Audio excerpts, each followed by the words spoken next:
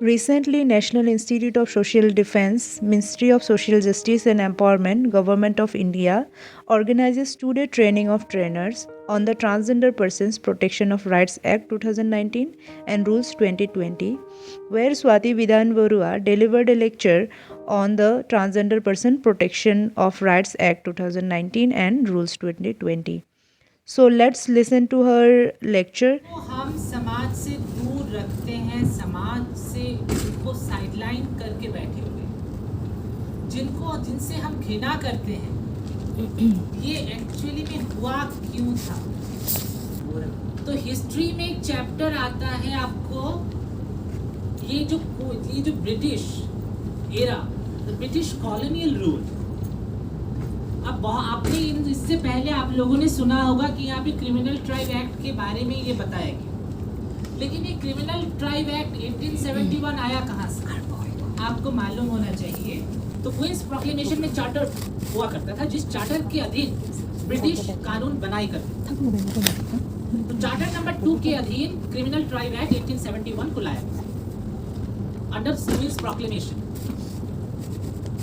ठीक है, आज लोग भले ही कुछ बोलते हो कि होमोसेक्सुअलिटी वगैरह वगैरह, ये 377 का मामला है, उस पर भी आई, क्योंकि वो सब कुछ इंटरलिंक है, जुड़ा हुआ है इस कानून से। ये जो सेक्शन 377 जो वाला बात है होमोसेक्सुअलिटी का, ये होमोसेक्सुअलिटी का बात आया बाद में। अगर आप हिस्ट्री को दोबारा ट्रेस करेंगे तो उसमें क्या था, आप लोगों को मालूम होगा कि आप लोग अगर कोई भी गुनाह करते हैं, कोई भी क्राइम करते हैं, तो सपोज XYZ वर्सेस स्टेट होता है कि नहीं, या वो सेंट्रल गवर्नमेंट के अगेंस्ट में हुआ तो XYZ versus union of India. तो उस समय में क्योंकि इंडिया का तो ना डिवीजन हुआ था, ना केंद्र सरकार बनी थी, ना कॉन्स्टिट्यूशनल असेंबली डिबेट्स हुए थे, ना पार्लियामेंट बना था, तो उस समय क्या था, ब्रिटिश एम्पायर। तो कोई भी गुनाह होता तो उसको पकड़ा जाता वर्सेस एम्पायर्स। पहली बार ब्रिटिश अदालत में जो केस रिफ्लेक्ट हुआ on section misuse of section 377, वो था Khairati versus empires. Do you know what is this case of Khairati was? Khairati was a boy, she dressed up like a girl. वो चली गई किसी शादी में, जाकर वो बधाई करने लगी, ब्रिटिश पुलिस आई, अरेस्ट करके ले गए, कपड़े उतार कर चेक किए, पैरों के बीच में क्या है, उसे जेल में डाल दिया। बाद में ये केस चला खैराती वर्सेस एम्पायर्स ऑन सेक्शन 377, बाद में इसको एक्विट कर दिया। खैराती was acquitted of the charge, and that was the first case in the Indian history जब ये खैराती versus एम्पायर्स रिफ्लेक्ट हुआ था। आप लोग गूगल कर सकते हैं, these are the histories। और तभी ये बात सेक्शन 377 वाला है। और अगर आप इसका हिस्ट्री देखोगे, बहुत लोग बोलते हैं कि ये हमारे इंडियन कल्चर में नहीं है, तो इंडियन कल्चर में क्यों नहीं है? जो लोग विकृत बोलते हैं। चलिए अब एक के बाद एक इन सबको वेरीफाई करते हैं। पहले लेते हैं हिंदू से। हिंदू का सबसे पुराना वेद ऋग्वेद। ऋग्वेद में क्लियरली मेंशन है विकृति एवं प्रकृति, what is unnatural is natural. जो ऋग्वेद खुद बोलता है कि अननेचुरल नेचुरल है, आज के समाज के लोग बोलते हैं वो विकृत है। उसके बाद take the example of Islamism. बहुत इस्लाम के लोग बोल सकते हैं कि नहीं, ये तो हमारे उसूल के खिलाफ है, ये तो ऐसा है, वो तो हमारे मुगल सम्राट लोग रखते थे अपने साथ आर्मी जनरल या महारानी बनाकर, हम ये तो हमारे कहीं पे भी मेंशन नहीं है। लेकिन हदीस में भी मेंशन है, मुखन्नतून मुखन्नत मुखन्नत तसीर, ख्वाजा सरा ख्वाजा सिरा।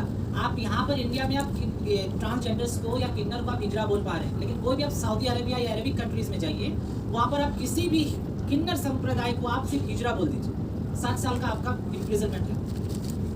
You have to respectfully address them as a khwaja sara and Khwaja सिरा। सम्मान पूर्वक रेस्पेक्ट के साथ आप उनको ख्वाजा सरा या ख्वाजा सिरा बोलना पड़ेगा। मुखन्नत मुखन्नत तसीर, लेकिन आप हिजरा शब्द इस्तेमाल नहीं कर सकते। However, this hijra शब्द has derived from the Farsi word. Later on, it got converted into a Sanskrit mixture of hij plus ra. Hij means a person who has been thrown out of his home, or a person who has came out of his home in search of his her identity. This is the mixture of two words, hij plus ra, that is hijra. हिजरा सिर्फ किन्नर लोग नहीं, आप लोग भी हो सकते हैं। कल को अगर आपके माँ बाप ने आपको अगर संपत्ति से बेदखल कर दिया, आपको घर से निकाल दिया और आपको मजबूर कर दिया घर छोड़ने के लिए, या आपको अबैंडन कर दिया, या लीगली आपको अबैंडन कर दिया, आप भी हिजरा कहलाए जाओगे। इसमें क्या गलती है? लेकिन इस शब्द को लोग इस्तेमाल करते हैं एक दूसरे को चिढ़ाने के लिए, टॉन्ट करने के लिए, गाली गलौज करने के लिए। तो ये हमें समझना पड़ेगा आज की मानसिकता हमारे कहाँ तक और किस हद तक जा रही है। अगर यहाँ पे आप लोग कोई क्रिश्चियन हो, अगर बोलेंगे ये तो चलो ठीक है, मुस्लिम और हिंदू में है, हमारे क्रिश्चियन में नहीं है। बाइबल खोलो, चैप्टर लुक एट ड्यूटरोनॉमी, वहाँ पे खुद जीसस बोल रहे हैं, people will born as a eunuch, people will die as a eunuch. If no one will give you a name, come to me, I will set you in my heart and you will be there with me in the heaven with my heavenly Father. There are examples. The mixture of two bodies of Shiva and Shakti, जिसको अर्धनारीश्वर, बहुत calendar में आपने देखा होगा, आधा शिव आधा पार्वती है, ठीक है। आपने देखा होगा सागर मंथन के समय में जब अमृत निकल के आया और देवता और राक्षसों में युद्ध होने लगा, तब भगवान विष्णु ने मोहिनी अवतार लिया।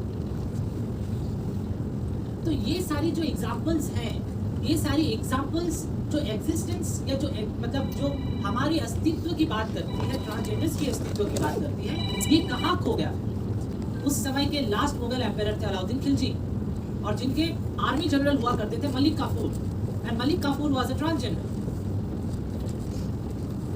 तो उसी के बाद ब्रिटिश जब पहली बार यहाँ पे ट्रेड एंड कॉमर्स करने के लिए आए, establishing the east India company, तो उनको ये दिखा कि एक यही समुदाय है जो सिर्फ सिक्स सेंस से ही डेवलप नहीं बल्कि बहुत काबिल है और सक्षम है। और इस समुदाय को जब तक हम एक साइड नहीं करेंगे तब तक हम divide and rule policy apply नहीं कर पाएंगे। उन्होंने वो किया बहुत शातिरता पूर्वक एक ही रात के अंदर चार्टर 2 के अधीन क्वींस प्रोक्लेमेशन में रानी की आज्ञा से वो क्रिमिनल ट्राइब एक्ट 1871 लेकर चले और उनको धराधर इम्पोज करने लगे। और उसका इम्पोज करने का नतीजा ऐसा रहा कि लोग अगर किसी के घर में ट्रांसजेंडर वो हो, खुलकर आने से डरने लगे। जिनके घर में ट्रांसजेंडर बच्चे पैदा हो रहे थे वो भी छुपाने लग गए। तो ये जो चलता आ रहा है, इसी ने एक दूरी पैदा कर दी है मेन स्ट्रीम सोसाइटी से कम्युनिटी। भारत को स्वाधीनता मिला किस साल? 47, है ना। 47 से आप लोग पुरुष और महिलाएं जो डेमोक्रेटिक अधिकार जो आप लोगों को मिली, एक सिटीजन होने के नाते आप लोग जो गर्व के साथ कह पाए कि हम भारतीय हैं, ट्रांसजेंडर लोग कह पाए 2014 में। मतलब ये 65 इयर्स का गैप क्या हमारे लिए इनजस्टिस नहीं था? लोग हमसे दूरी बनाते गए। शादियां तो करना दूर की बात, अगर आप हिस्ट्री जाकर देखेंगे तो वहाँ पे शादी भी है। अब कोई अगर हिंदू बोले तो कि ये शादी का बात कहाँ से आई? ट्रांसजेंडर ठीक है, मुस्लिम रिलीजन में हो सकती थी, होती थी, महाराजा करते थे, हमारे हिंदू में करते हैं, उसका क्या प्रमाण है? तो हिंदू में उसका प्रमाण है कि भगवान विष्णु के मोहिनी अवतार के साथ भगवान शिव का जब मिलन हुआ तभी हनुमान जी का पैदा हुआ। आप देख पाएंगे जब ये अरावन, जब आपको थोड़ी पहले सेशन में बताया गया इस अरावन के बारे में, तो Aravan was the son of Arjun. तो अरावन ने बोला कि कल पांडवों का लास्ट डे है कुरुक्षेत्र के वार में, और पांडव जीतना चाहिए और कौरव हारनी चाहिए। माता काली को बोली, माता काली बोली कि ठीक है, तो तुम मुझे उसके बदले क्या दो? तो अरावन ने बोला कि मेरा कटा हुआ सर तुम्हारे चरणों में है। तो माता काली ने उसको आशीर्वाद दिया कि ठीक है, कल ही पांडवों की विजय होगी और तुम्हें मुझे शाम तक तुम्हें अब खुद को मेरे सामने समर्पण करना होगा, मीन्स बलि देनी। उसके बाद जब पांडव जीतने ही वाले थे या जीतने के कगार में थे, तब अरावन को लगा कि ठीक है, मुझे तो मरना है शाम तक, तो फिर मुझे अगर मैं शादी कर पाता तो उन्होंने नारायण से विद्य, तो नारायण तो अब शादी कर नहीं सकते क्योंकि वो तो मेल थे, वो पुरुष थे। अब पुरुष के साथ शादी कैसे कर सकते हैं? तो नारायण ने दोबारा मोहिनी अवतार लिया और उनके साथ शादी की, अरावन के साथ। तो जिसके फलस्वरूप क्या हुआ कि जब अरावन मर गए वो विधवा हो गई। तो इसी के लिए आप देखेंगे कि तमिलनाडु में जो एक कुवागम, तो जगह का बारे में तो मालूम नहीं, लेकिन कुवागम फेस्टिवल है, होता है, जहाँ पे तमिलनाडु गवर्नमेंट एक दिन का छुट्टी देता है, और उस कुवागम फेस्टिवल में ट्रांसजेंडरों की शादी होती है, अगले ही दिन विधवा हो जाती है। This is the culture of an Aravan. This is the real historic era of transgender. कभी आप लोग खुद ही सोचिए तो, भारत जब मतलब स्वतंत्र संग्राम जब चालू हुआ, क्या वहां से पुरुष और महिलाएं थे? किन्नर नहीं थे, ट्रांसजेंडर नहीं थे, कोई डिसेबल आदमी भी तो होंगे जो थे। उनका डॉक्यूमेंटेशन कहाँ छुपाए हुए हैं भारत सरकार? वो भी आप प्रश्न कीजिए। तो कहीं ना कहीं ये सारी चीजें हैं लेकिन समाज से ये सारी चीज़ें छुपाइए। अब लोग बोलते हैं, देखो लोगों का मेंटालिटी क्या है, क्योंकि ये एक्ट समझने से पहले ये सारी चीज़ें क्लैरिफाई होना बहुत ज़रूरी है। आज जो लोग सोचते हैं कि एक ट्रांसजेंडर से शादी करने से क्या मिलेगा, क्योंकि हमें तो बच्चा चाहिए अपना वंश को आगे बढ़ाने के लिए। बहुत सारे ऐसे भी तो कपल्स हैं जो लड़का और लड़की जिन्होंने शादी किया, जिनके अभी तक बच्चे नहीं है, क्या वो सुखी से नहीं रह रहे? और आजकल मेडिकल एडवांसमेंट इतनी डेवलप कर चुकी है, आपको लड़की से शादी करके बच्चा पैदा करने की जरूरत ही नहीं। तो इसीलिए बच्चा अगर पैदा करना ही या वंश बढ़ाने का ही मोटिव है तो there are other possibilities, but बच्चा पैदा नहीं हो सकता, इसीलिए ट्रांसजेंडर से रिलेशनशिप नहीं करेंगे या शादी नहीं करेंगे, that is a coward excuse. बच्चा अगर पैदा करना ही या वंश बढ़ाने का ही मोटिव है तो there are other possibilities, but बच्चा पैदा नहीं हो सकता, इसीलिए ट्रांसजेंडर से रिलेशनशिप नहीं करेंगे या शादी नहीं करेंगे, that is a coward excuse. So therefore in 2014 in the National Legal Service versus Union of India, which came to be cited as 2014 5 SCC 438, the division bench of the Supreme Court came down heavily by striking and saying that this Criminal Trial Act 1871 is unconstitutional. At the same time, the Supreme Court of India has evolved necessary principles of Yogya Karta and directed the state as well as to the central government many directions in regards to employment, the reservation in each and every educational institutions, then to establish a separate serosurveillance centers for HIV infected persons, and directed the state government and central government to take various other evolving principles so that they get a place in the society, because they are also to be treated as a part and parcel of the society. Okay, fine. And in context to that, the government of India came up with this act, which is known as Transgender Persons Protection of Right Act 2019. Which was passed by both the House of the Parliament with majority, and on 5th December it receives an assent of the President and came into force on 10th of January 2020. Simultaneously thereafter, 2-3 months, then this Transgender Person Protection of Right Act as well as rules came into existence. Then I will directly come to this act now, one by one. This act will be applicable to the entire throughout the territory of India. कि Jammu and Kashmir के कुछ अपने laws होते हैं, जिसके वजह से parliament अगर कोई भी कानून लाता था तो वो कुछ कानून कश्मीर पे या जम्मू एंड कश्मीर पे एप्लीकेबल नहीं होता, right, due to this article 370. Later on, after this abrogation of article 370 and reorganisation act of 2019, ये बोला गया है कि 19 से पहले और 19 के बाद में जितने भी पार्लियामेंट के बनाए गए कानून हैं वो वहाँ पे भी एप्लीकेबल होगा. So that is why this act is applicable to the entire or to the whole of India. इसमें बहुत सारे ऐसे डेफिनेशंस दिए गए हैं. एप्रोप्रिएट गवर्नमेंट में बोला गया है कि कोई राज्य सरकार ये कह के अपना पल्ला नहीं झाड़ सकती कि ये सेंट्रल गवर्नमेंट का मुद्दा है, ये मेरा मुद्दा नहीं, या सेंट्रल गवर्नमेंट किसी चीज से अपना पल्ला नहीं झाड़ सकती कि ये राज्य सरकार देखेगी ये तो मेरे ज्यूरिसडिक्शन में नहीं आता. जिसकी वजह से यहाँ पे एप्रोप्रिएट गवर्नमेंट में ये दोनों चीजों को मेंशन किया गया है कि एप्रोप्रिएट गवर्नमेंट मतलब कौन, central government as well as state government, or any kind of establishment which are aided or funded by any central or state government authorities, as well as any organization which is registered under section 2 of the Indian Companies Act. ये सब कुछ सब establishment में ये define हो जाएगा. Next, इसके और भी कुछ definitions हैं, जैसे local authority. अब local authority मतलब कौन सारे, municipal corporation हो गया, then लोकल गवर्नमेंट, पंचायत हो गया. जैसे कि आप हमारे यहाँ पे नज़दीक में हरियाणा है, तो हरियाणा में बहुत कुछ खाप पंचायत चलता है, तो जिसके ऊपर भी सुप्रीम कोर्ट बोला है कि this kangaroo courts has to be stopped. So this are some of the panchayats, है ना. कुछ जगह पे है ना कि कोई भी एक ट्रांसजेंडर के ऊपर कुछ हो गया, महिला समिति बैठ गया, हम लोग देखेंगे इस मुद्दे पर बातचीत करेंगे, या कुछ सोसाइटी के लोग बैठ जाते हैं, या कुछ पंचायत बैठ जाती है किसी के साथ, तो एनी काइंड ऑफ पंचायत, लेकिन वो ऑथराइज होना होगा, अनऑथराइज होने से नहीं होगा। अनऑथराइज लोकल अथॉरिटीज मतलब various kinds of municipal corporation including any kinds of panchayat, local panchayat, गांव पंचायत, इन सब का डेफिनेशन होता है। There is a definition of transgenders. बहुत लोगों को ये गलत फहमी होता है कि ट्रांसजेंडर्स मतलब कैसे किन्नर होते हैं, ऐसा नहीं।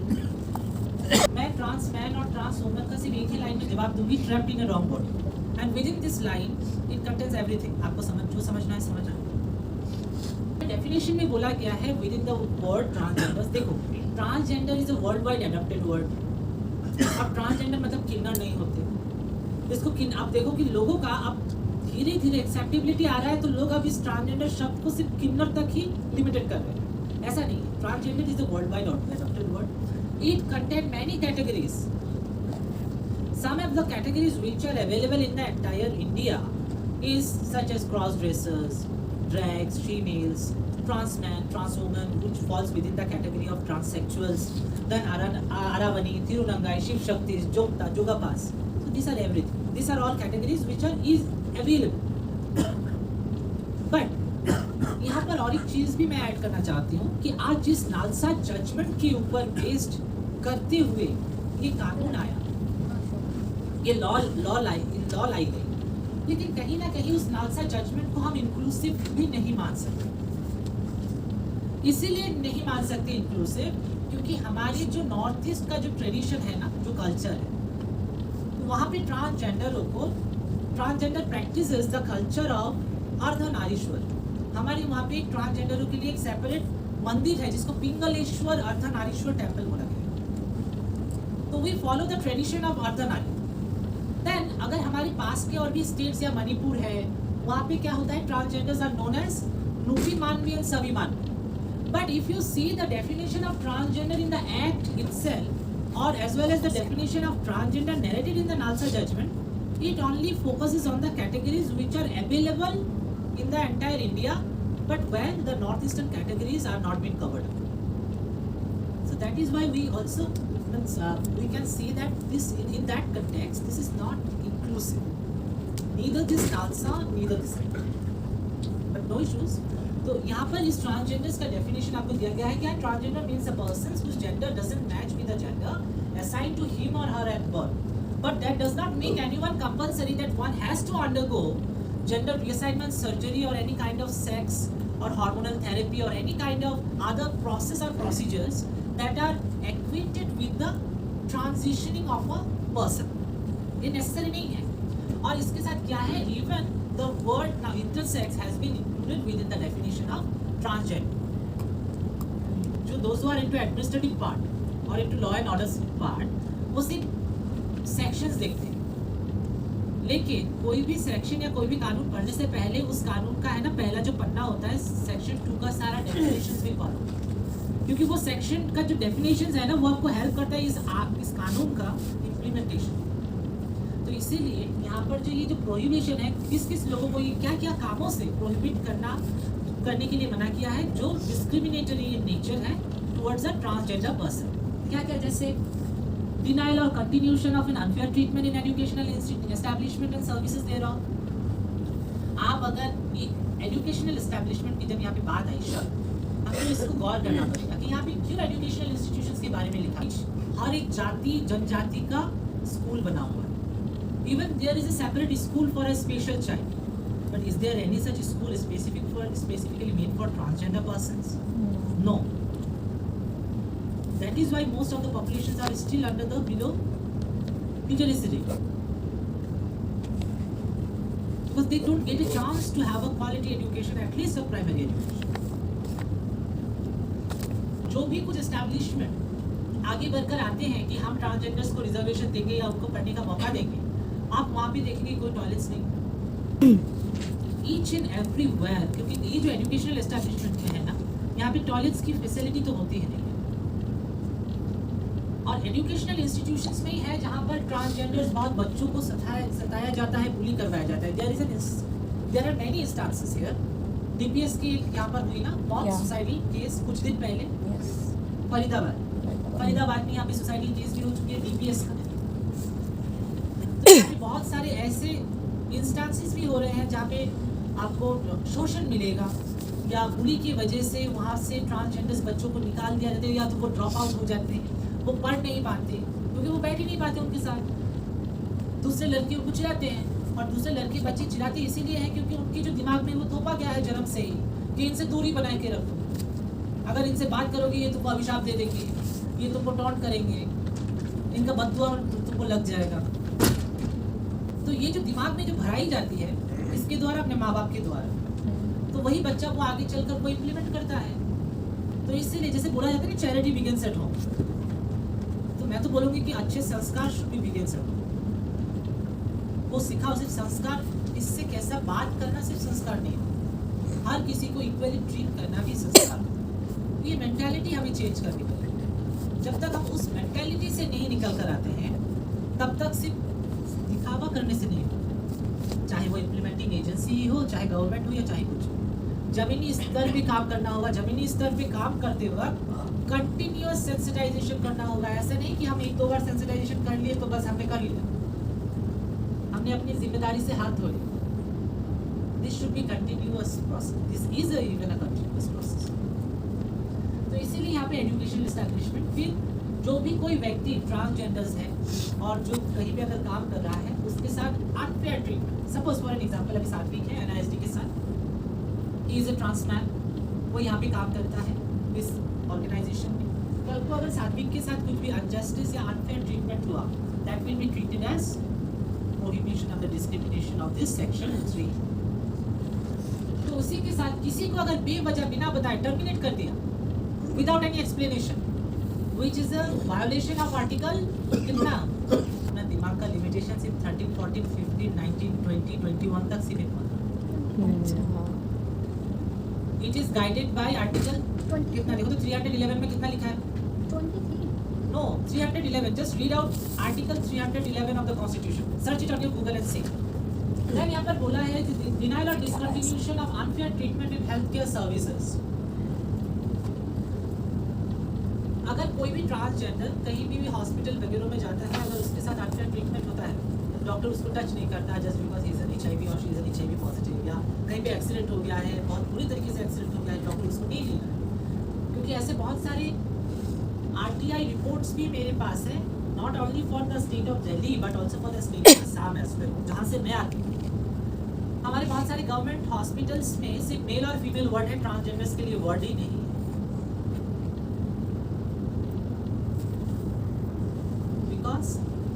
What are the basic things for a livelihood? रोटी कपड़ा मकान और साथ में स्वास्थ्य। और अगर किसी को हेल्थ ही ना मिले तो that is a violation of what? Violation of which part of the constitution? बोलो। Dignity. Basic fundamental Don't rights. say Article fundamental 21 right to health life. That is, I will life. treat it as a second thing. Fundamental What are the rights. requirement for the state? Right to life किसी का भी है, मेरा भी है, इसका भी है, इसका भी है। Everyone has a right to life. Whether perishable, imperishable, living, non-living, flora, fauna, for everyone. But under what part? पूरे आर्टिकल पढ़ो 39 से लेके 51A तक, DPSP, डायरेक्टिव प्रिंसिपल स्टेट, है कि नहीं? Is anyone aware of directive principle, DPSP? Directive principle and state policy, वो chapter पढ़ना कॉन्स्टिट्यूशन। वो स्टेट का कर्तव्य है, वो अपने कर्तव्य से पीछे नहीं हट सकता। To provide a free legal aid, health care service, raising the standard of the lower and the marginalised group of people, as for ST, SC, वो सारी प्रोविजंस उसमें है। ठीक है, तो ये क्या होगा? वो DPSP का उल्लंघन होगा। तो इसमें और भी ये सारी बातें लिखी हुई है, which is relating to provision of enjoyment of any use of goods, accommodation, service, facility। ये जो goods की बात है, आजकल बहुत डिवाइडेड रूल पॉलिसी चालू हो गया है ना। हाँ, जींस लड़के पहन सकते हैं, लड़कियां नहीं। हाँ, अब एक सपोज एक मार्केट में अगर एक कलम आया, कंपनी वाले डिवाइड करने से पहले हमको डिवाइड कर देते हैं कि ये तो लड़का यूज करते हैं, ये तो लड़की वाला पेन है। तो ये डिवाइडेड रूल पॉलिसी हम लोग करते हैं because it is in our mentality, because it comes from a gender stereotype mindset surrounded by or guided by patriarchal mindset. Then section 4. Section 4 पे क्या बोला गया है? If I am not wrong, recognition of identity of transgender persons. तो यहाँ पे क्या हुआ है कि कोई भी अगर ट्रांसजेंडर व्यक्ति है उसको अपना जेंडर चुनने का अधिकार है, जो सुप्रीम कोर्ट ने बोला अपने डायरेक्शन में, उसी को यहाँ पे संरक्षित करते हुए इस कानून में यहाँ पे फेर बदल ना करते हुए ये चीज़ों को रखा गया है। अगर कोई व्यक्ति ट्रांसजेंडर है वो खुद को ट्रांसजेंडर घोषित कर सकता है, कोई आपत्ति नहीं। Then chapter 5, application of certificate of identity. ठीक है, अब जैसे कि देखिए यहाँ पर और एक चीज आती है, साध्वी भी है, मेरे दूसरे ट्रांसजेंडर कम्युनिटी के लोग भी यहाँ पे हैं। यहाँ पे जो बात आती है वो आप लोगों को भी समझना है कि ओरिजिनल और डुप्लीकेट वाला बात।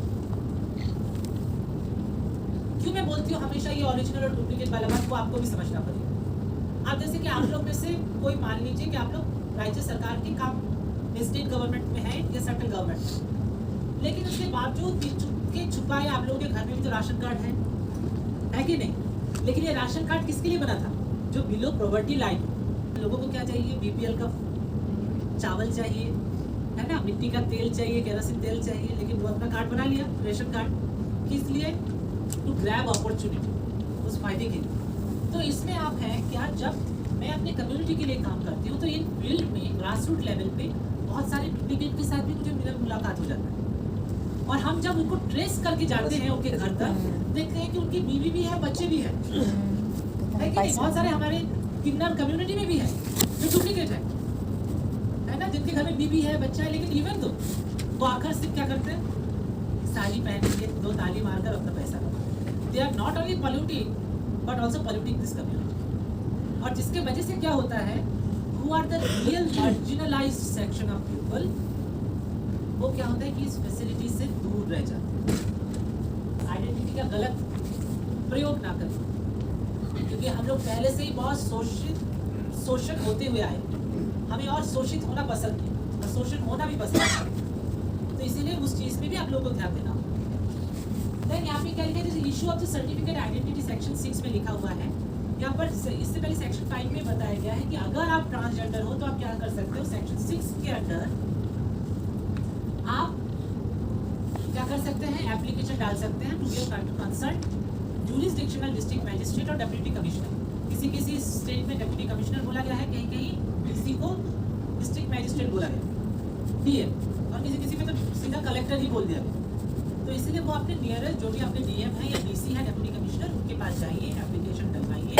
अगर कोई माइनर है तो उनके गार्जियन और बिहाफ ऑफ द माइनर डाल सकते हैं, एंड एज पर सेक्शन 6 उसको सर्टिफिकेट दिया जाएगा। एज पर सेक्शन 7 अगर किसी को आप मतलब सेक्शन 6 के अधीन मान लीजिए कि मुझे सर्टिफिकेट मिला, उसके बाद मैं अपने जेंडर रिअसाइनमेंट सर्जरी करवाई and then I became a complete male और अ फीमेल, देन अगर मुझे अपना सर्टिफिकेट रिवाइज करवाना है वो एज पर सेक्शन 7 हम रिवाइज भी कर सकते हैं। Fine. So this is section 8 obligation of the appropriate government. अब यहाँ पे जो भी कुछ लिखा हुआ है obligation of obligations is obligation से appropriate government पीछे नहीं हट सकती। वो ये नहीं बोल सकते, जैसे मैंने पहले बोला ना कि appropriate government का definition आपको समझना पड़ेगा।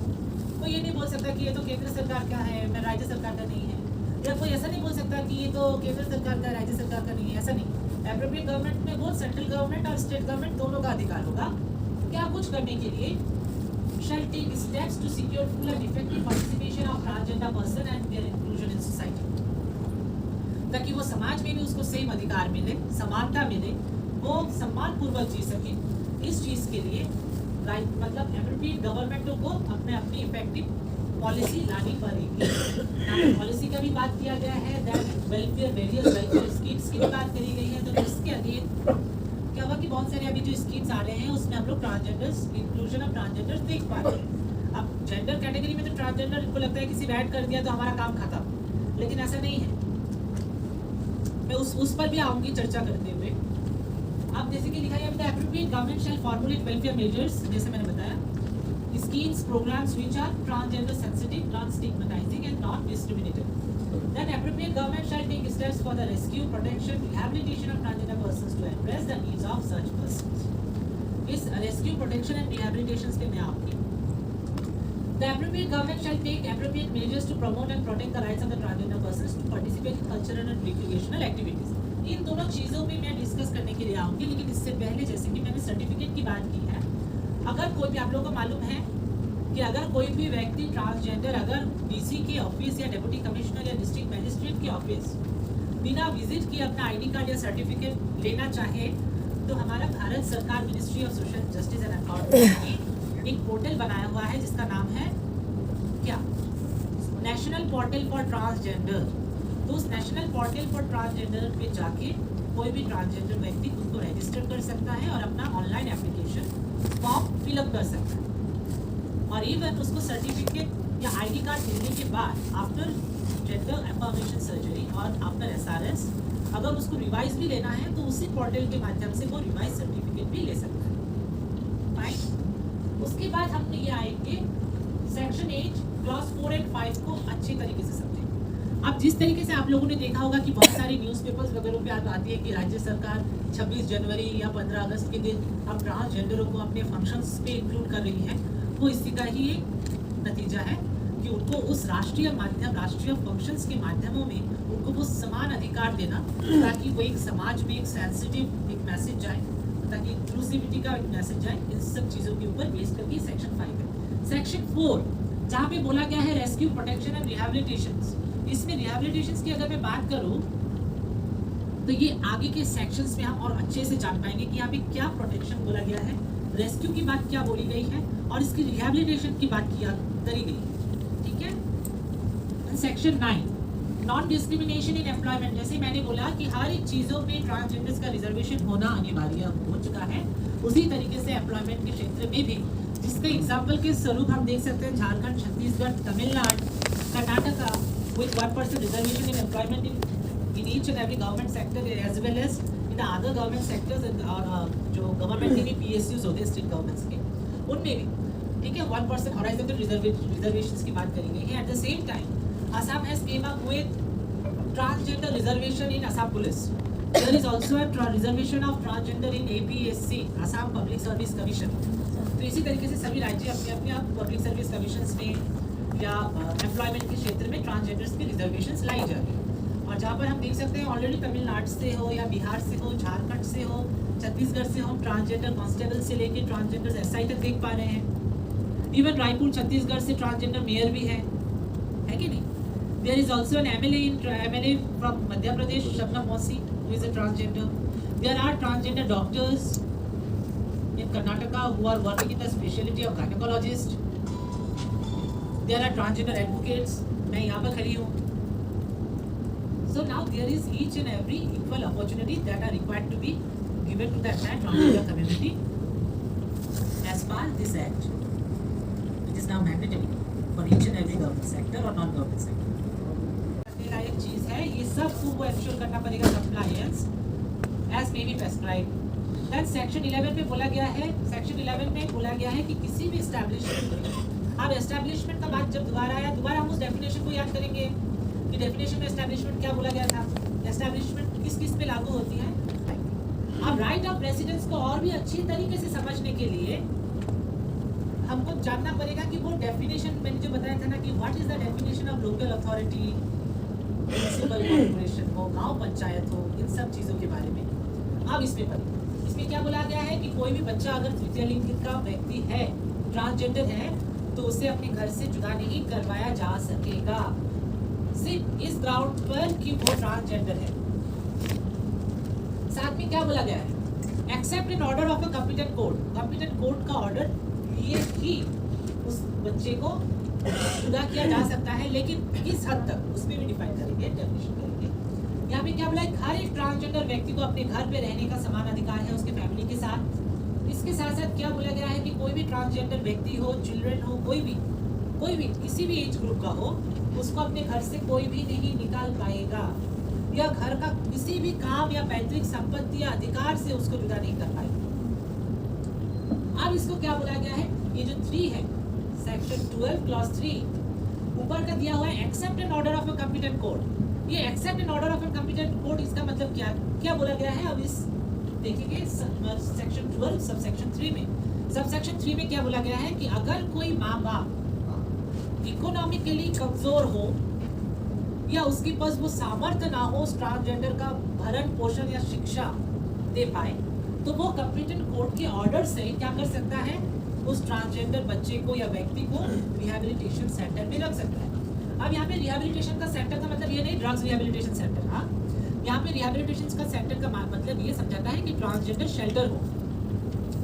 अब ये ट्रांसजेंडर शेल्टर होम का कंसेप्ट जानने के लिए आपको मालूम है कि अब कोई भी वुमेन के ऊपर अगर कुछ भी क्राइम हो या अगर कोई भी वुमेन को आप अगर रेस्क्यू कर रहे हो, you can't keep that women in the police station.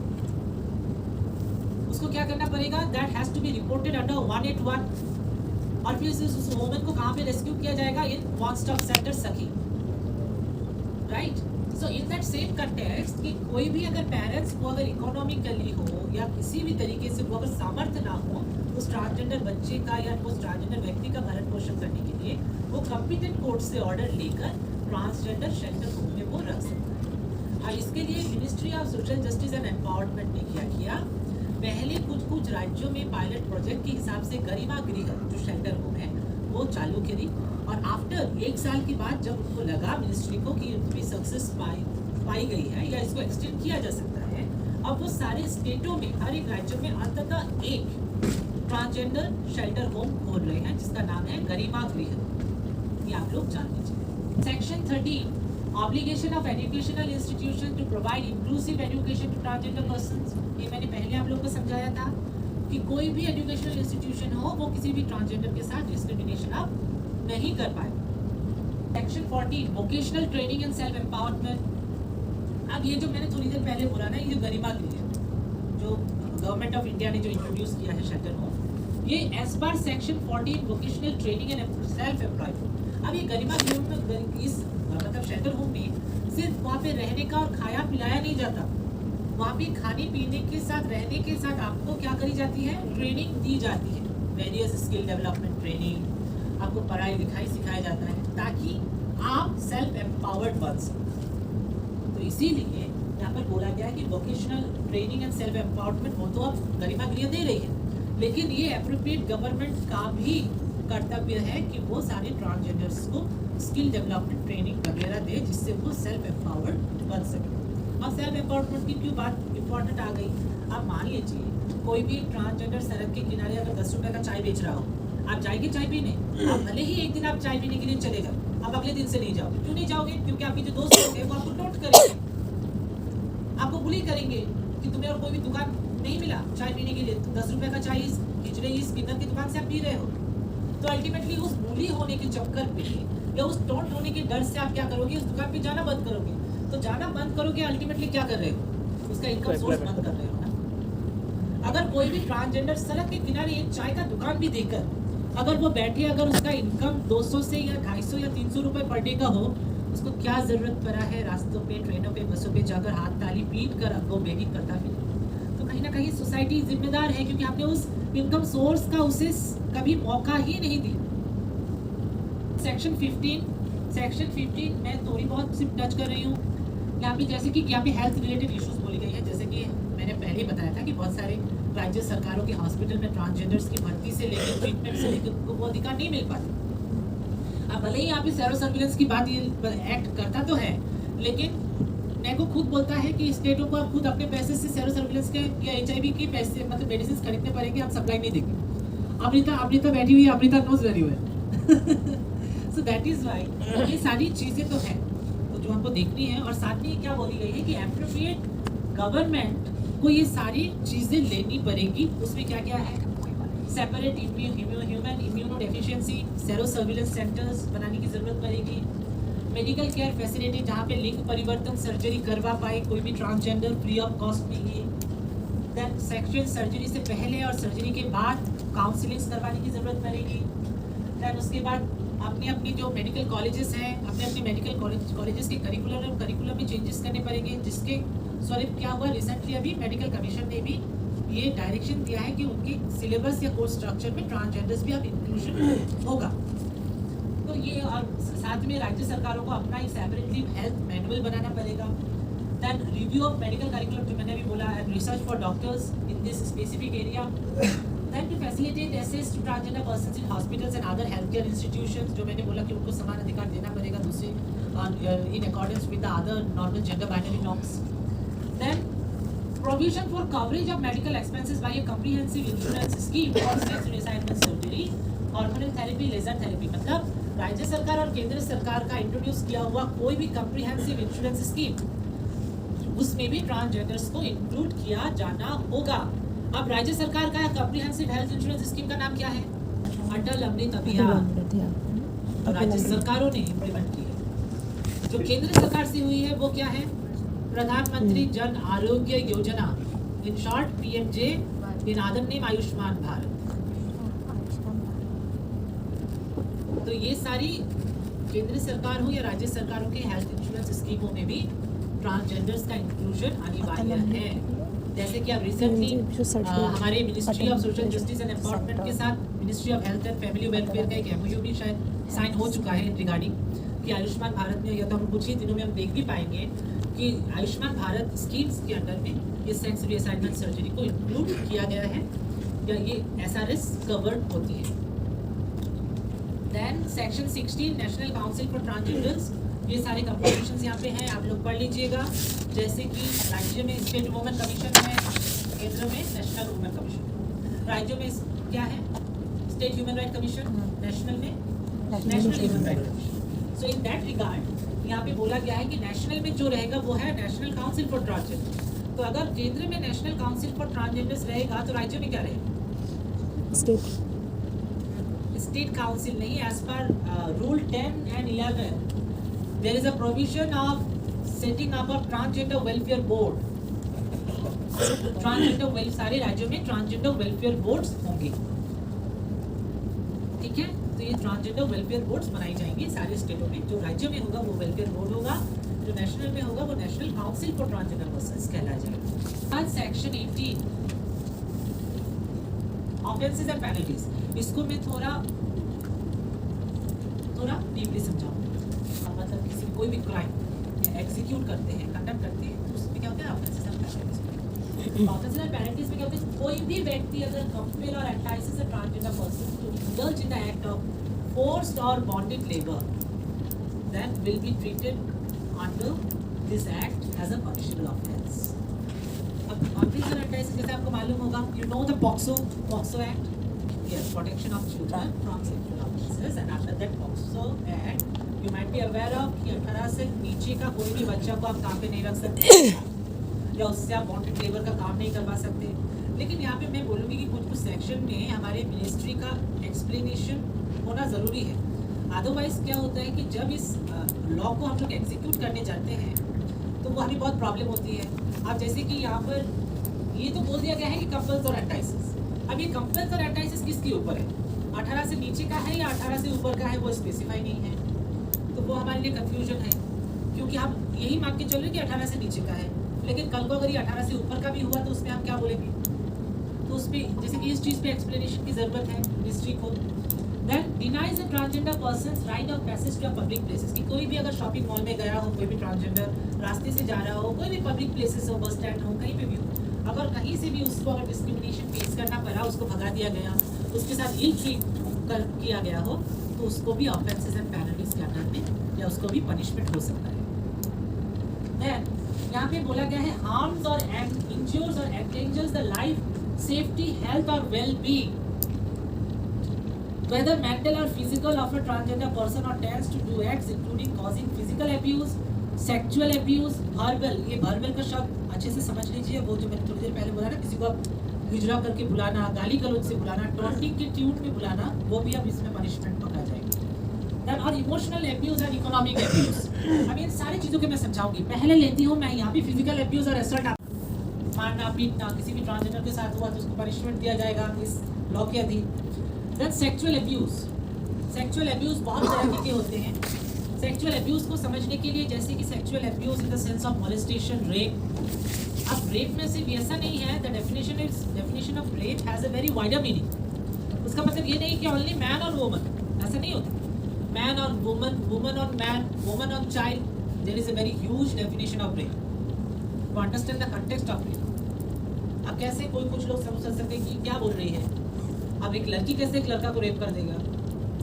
Suppose 4 लड़की है, लड़का एक, उसको अगर इंटॉक्सिकेट कर दिया गया है ना, अगर उसको कुछ नशीली पदार्थ खिला दिया गया हो और उसको बांध के अगर उसके साथ फिजिकली या सेक्सुअली अब्यूज हुआ गया हो, तो आप क्या बोलेंगे?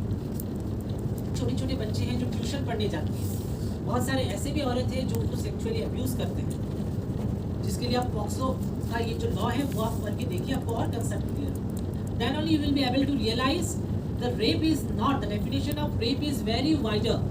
It is not only man on woman, it is man on woman, woman on man, woman on child, हर एक तरीके से ये को समझना पड़ेगा. लेकिन यहाँ पे क्या होता है कि जब भी सेक्सुअल अब्यूज होता है या आपके सामने, यहाँ पे सिर्फ लड़की की मैं बात नहीं करूँगी, किसी भी ट्रांसजेंडर वुमन के साथ, ट्रांसजेंडर लड़की के साथ भी रेप हो सकता है. अगर कभी भी रेप हो तो आपका क्या कर्तव्य बनता है?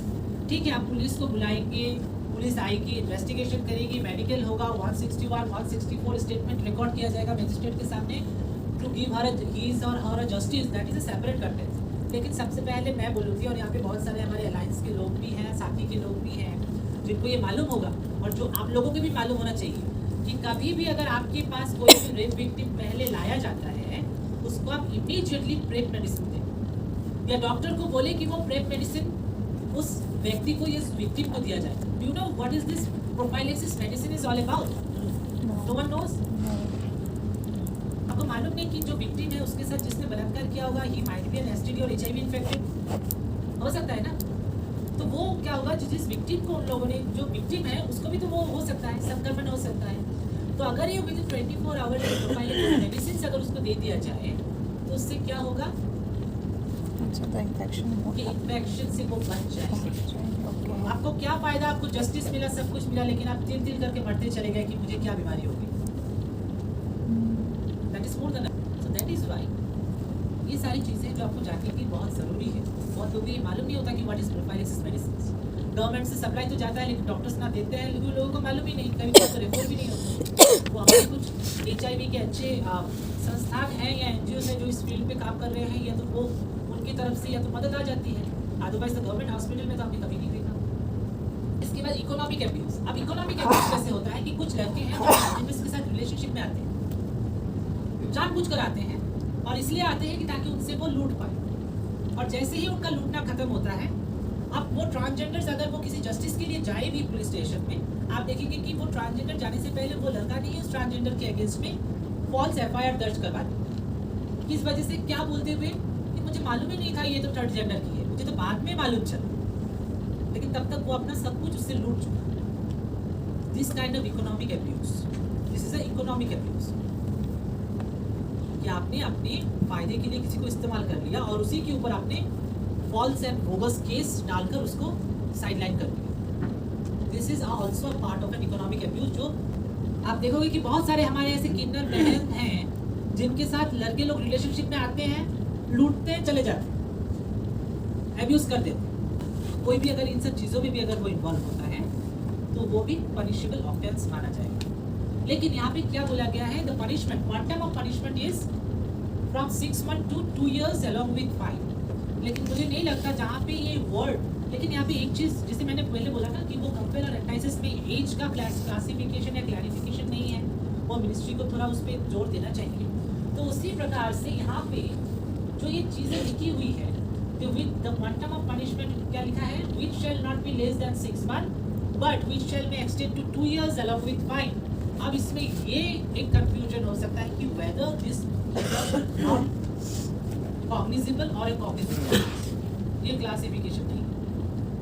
क्योंकि अगर हम इकोनॉमिक अब्यूज की बात करें, जैसे कि 420 cheating, quantum of punishment is 7 years, it is a not cognizable offence, not bailable, sorry cognizable and not bailable offence. So in that way sexual abuse in any form, because आप देखोगे even after this Nirbhaya's case, based on Justice Verma Committee report, जो rape का definition which got amended in the Criminal Amendment Act in 2013, उसमें जो rape का जो सारा जो डेफिनेशन है ना, वो बदल के अब क्या कर दिया गया है? All are non bailable. तो इसीलिए जहाँ पे सेक्सुअल अब्यूज जैसा शब्द यूज मतलब डिफाइन किया गया हो या इकोनॉमिक अब्यूज किया गया हो, ultimately end of course that is a non bailable. अब यहाँ पे वो एक क्लासिफिकेशन आपको मिनिस्ट्री से चाहिए कि ये नॉन बेलेबल है या बेलेबल है। क्योंकि आपको और एक चीज़ यहाँ पे लेखुना किस बात के लिए है कि आईपीसी में बोला गया है where the quantum of punishment the recent the judgment of the supreme court in Anish Kumar versus state of Bihar, क्या बोला गया है उसमें, where the quantum of punishment is below 7 years।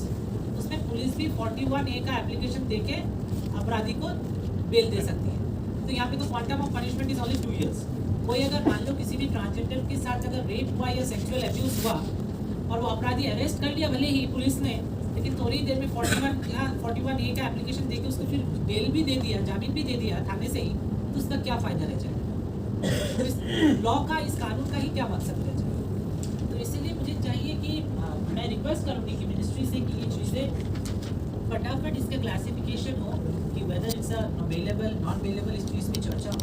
मैं चाहूँगी कि ये चीज़ें बोर्ड पर भी उठाई जाए, सॉरी काउंसिल्स में भी ये बात उठाई जाए ताकि ये क्लासिफिकेशन आए। अदरवाइज क्योंकि ये जब से इम्प्लीमेंटेशन हम लोग भले ही सेंसिटाइजेशन तो रेगुलर बेसिस पे करना चालू कर दिए, लेकिन एट द सेम टाइम अगर इसकी इम्प्लीमेंटेशन में हमें लेकुना आ जाएगा तो ये हमारे लिए बहुत बड़ा एक लूपहोल्स हो सकता है in our upcoming future. That grant by central government कि नेशनल काउंसिल को चलाने के लिए सेंट्रल गवर्नमेंट, केंद्र सरकार ग्रांट देगी वो इस बात पे। Then the provision of act shall not be in addition or not in derogation of any other law for the time being in force. ये भी हमको देखना पड़ेगा। Protection of action taken in good faith, किसी भी व्यक्ति, कोई भी व्यक्ति हो, चाहे वो गवर्नमेंट हो, नॉन गवर्नमेंट हो, प्राइवेट हो, पब्लिक हो, कोई भी हो, अगर कोई भी ट्रांसजेंडर्स के हित के लिए कुछ भी एक्शन ले रहा हो जो ट्रांसजेंडर या उस ट्रांसजेंडर व्यक्ति या ट्रांसजेंडर बच्चे के लिए हित में है, तो उसके ऊपर कोई भी सूट या कोई भी प्रोसीडिंग्स नहीं करवाई जा सकती है। So this is the entire transgender act 2019।